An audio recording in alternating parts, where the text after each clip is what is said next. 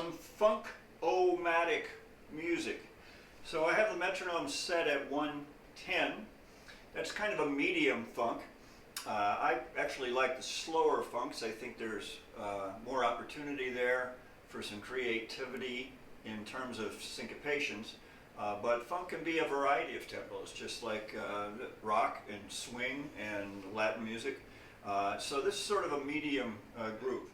I'm going to start out with just this basic quarter note pattern on hi-hat. Again, funk is based on 16th notes in terms of 4/4 patterns. So I could start out with just hi-hat on quarter notes.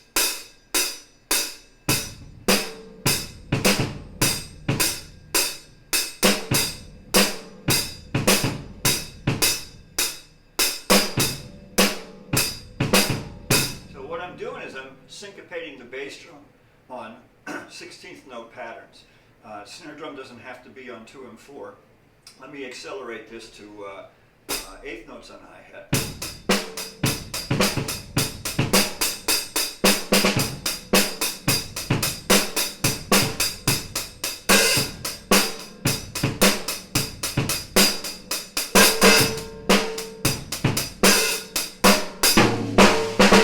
Okay. 16th notes on hi-hat. In this case, you're just doing right, left, right, left. For now, I'm going to show you the paradiddle funk, or one of them. Here's just right, left, and I can alternate which hand goes to the snare drum, and I'll keep the bass patterns fairly simple.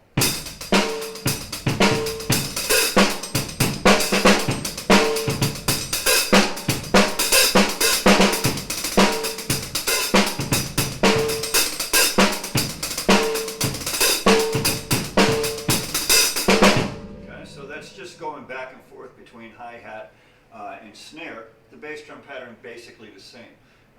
Here's left-handed paradiddles with snare, and what I'm doing is I'm going to ghost the everything except the beat, the big beat.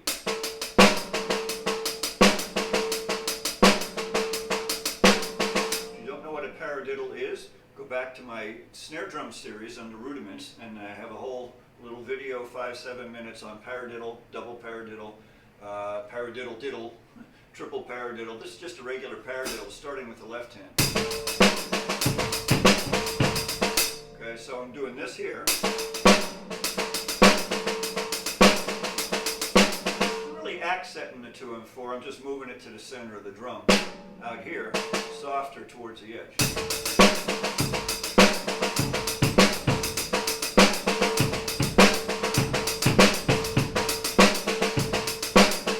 Okay, I could do that on cymbal.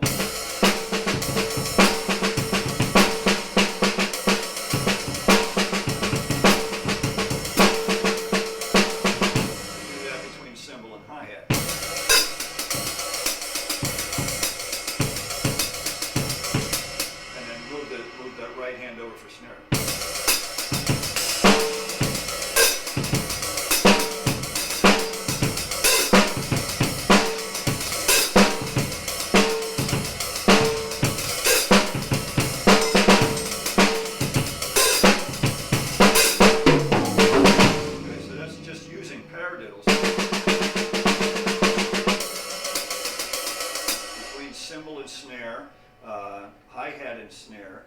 You could actually come up with a bass drum snare. A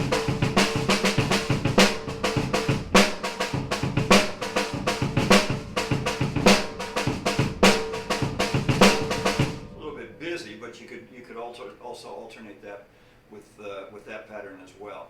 Another interesting pattern is doing offbeats. I was using the China. We'll do that over here on ride cymbals. So what I'm doing is I've got this pattern. So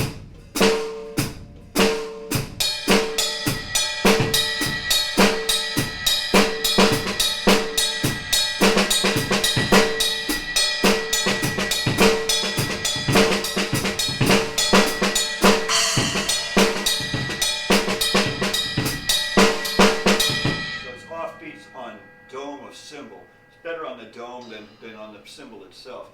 I was doing this with a 16th note pattern on hi-hat and snare, offbeats on the China. Let me get it going.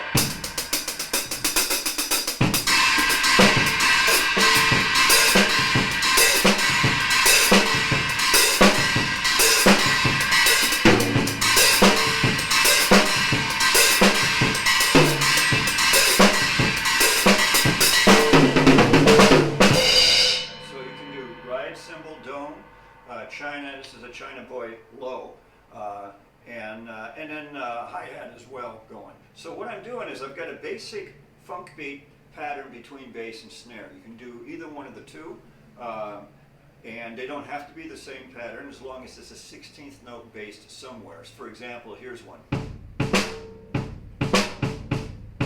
Right, there's your 16th at the end, another one. It's pretty standard.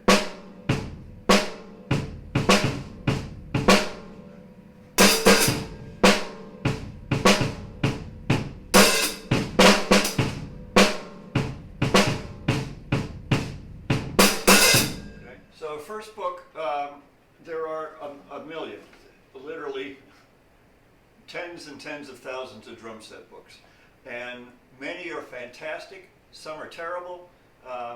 You have to kind of decide where you're at. Hopefully you have a good teacher if this is where you're going or you just want to learn on your own. This book is around has been around for decades, and it's really still, I think, one of the best funk books to learn how to play this style by Rick Latham. Rick Latham was a monster drummer, went to, at that time, North Texas State University. He was in the famed 1 O'Clock Lab Band, which is, of their many jazz bands, is their best band. And he did a number of drum set books. As a session player, he's a fantastic drummer. This is called Advanced Funk Studies. Advanced Funk Studies. Might be one of the best-selling books for this style of playing of all time. It's a fantastic book. Again, you can look this up online. Steve Weiss Music has it. Advanced Funk Studies by Rick Latham. Now, the book that I have came with a pair of cassettes. Can't find cassette players anymore. And I'm sure the continuation of it has CDs or online audio that you download, as in my book. This starts out really simple, very short one-measure ideas that you learn as you go. He has a whole section on fills, and at the very end of the book he's got a bunch of solos that are fantastic, really good stuff. Never goes out of style. Rick Latham, Advanced Funk Studies, highly recommended. This is a much more advanced book, not as if Advanced Funk Studies isn't advanced, called The New Breed. New Breed by Gary Chester. Unfortunately, Gary Chester is no longer with us. He was a great drum set teacher. A lot of guys went to learn how to play with him. Dave Weckl, in fact, is one of the greatest drummers in the world right now, approaches his style of playing, which is a so-called open style. A warning about this book. This book isn't just about funk and rock. It has a lot of different patterns in it, but what it does is, and I'll show you a close-up here of the cover whilst I talk.